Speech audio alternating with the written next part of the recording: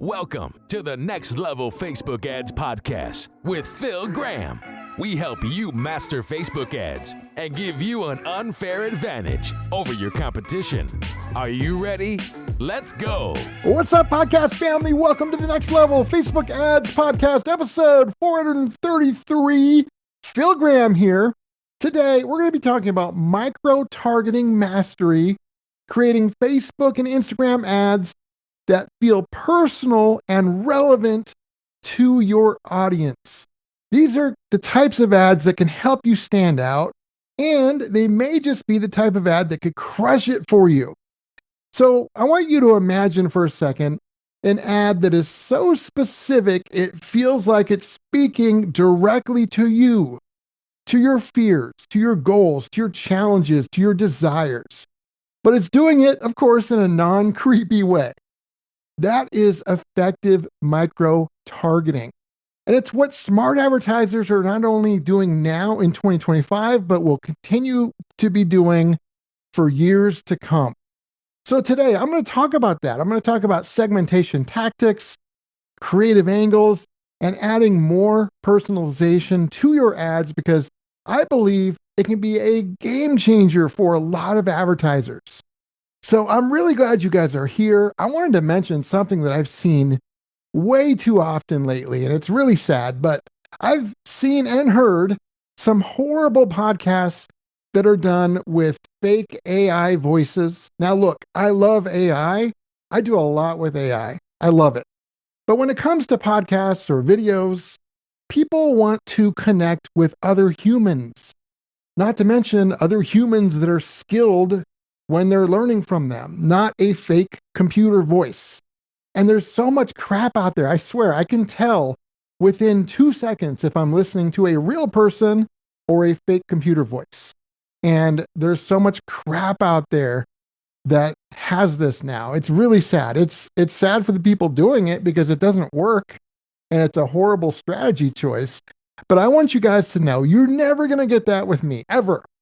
I do this podcast myself. It'll never be an AI voice. I do it every single week so that you're always getting relevant, up-to-date information about Facebook and Instagram ads, marketing, and AI. And I've done it every week for over 8 years, and I'll continue to do it for many years to come because I love it. And it's always going to be me, not some fake AI voice. So I just wanted to quickly mention that.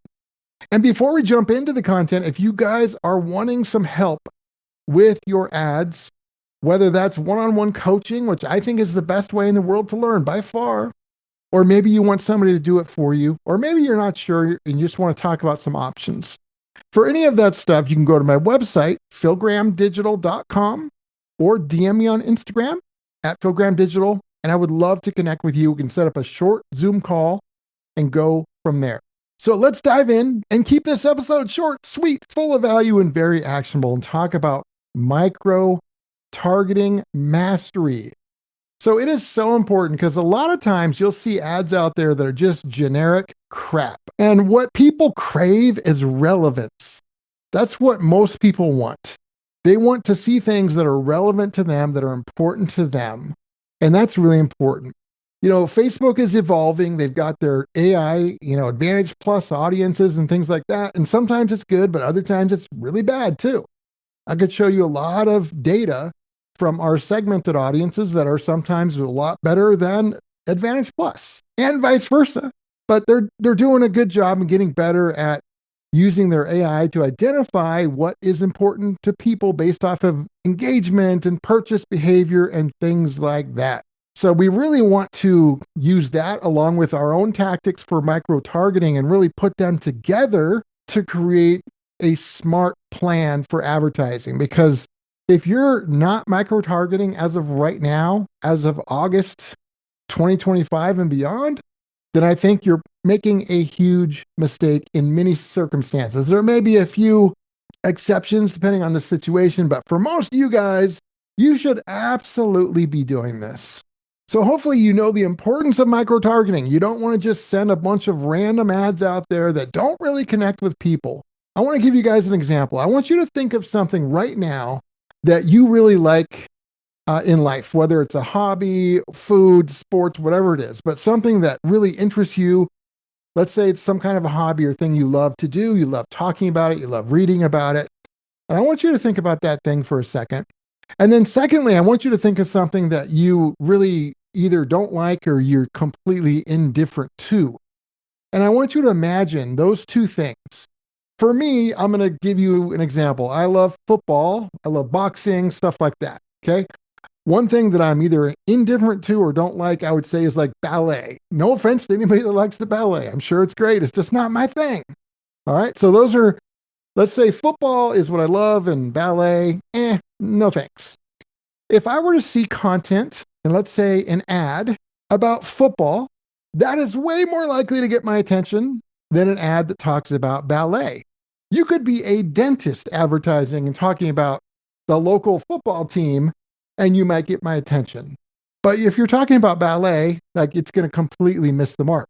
So thinking about your two things, what you really like versus what you don't, or you just don't care either way, which one would get your attention more? Obviously, the thing you're more interested in would get your attention.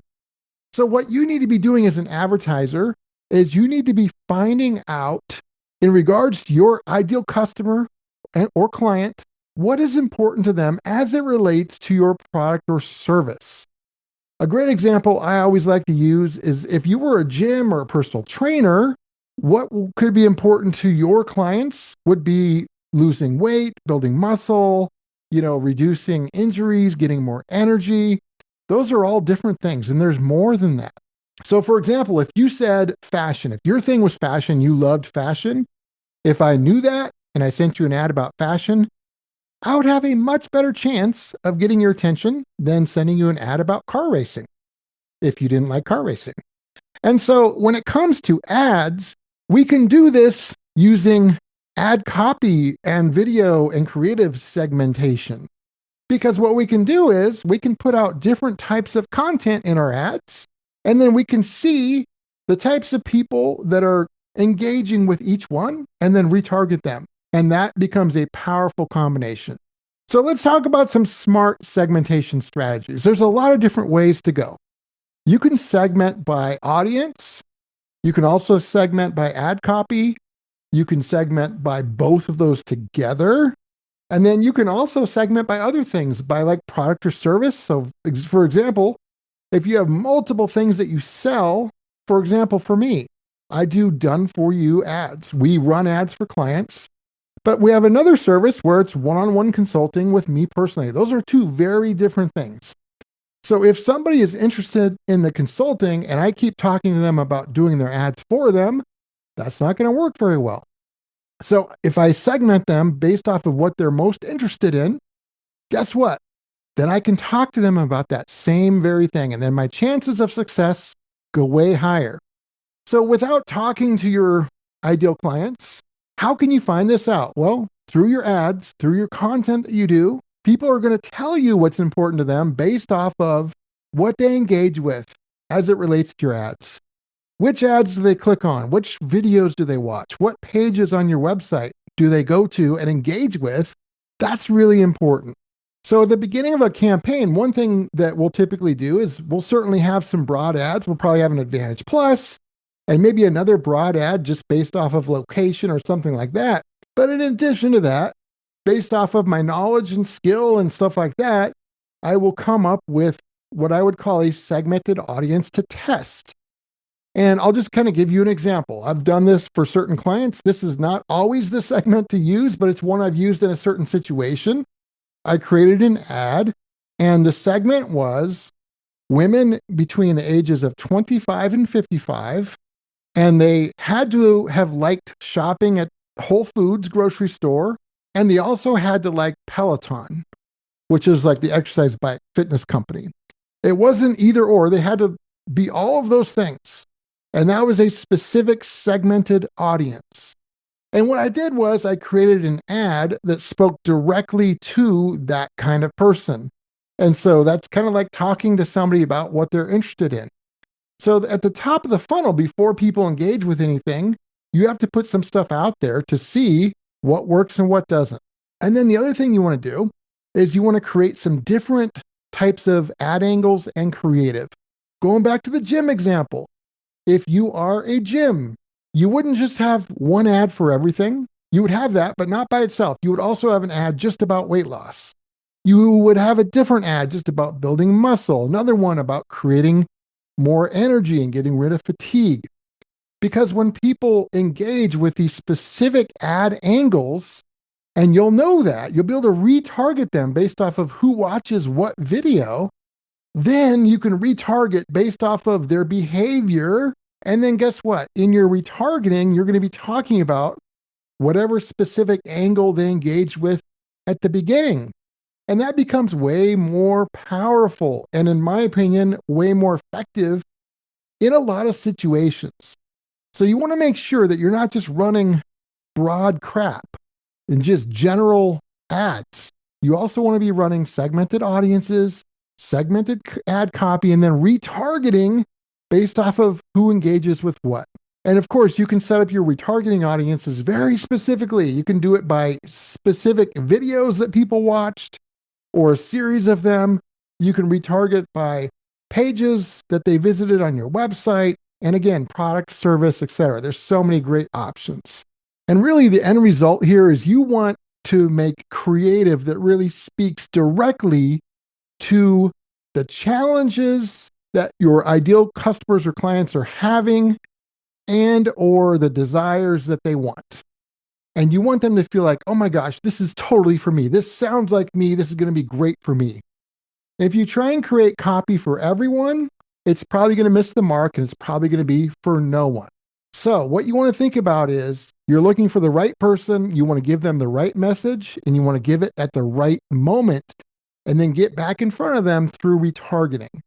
And you don't have to guess. Their actions based off of what they do at the top of the funnel when you set it up correctly will tell you what to do next. So my friends, I invite you guys to think or rethink about your segmentation when it comes to your ads, because it could be a potential huge game changer. And as always, just a reminder, it's always important to point out that every business is unique. Results can vary. There's no guaranteed outcomes. So always keep that in mind. Episode 433 is in the books. Thank you guys so much for being here. If you want to get in touch, philgrahamdigital.com is my website, or DM me on Instagram at philgrahamdigital.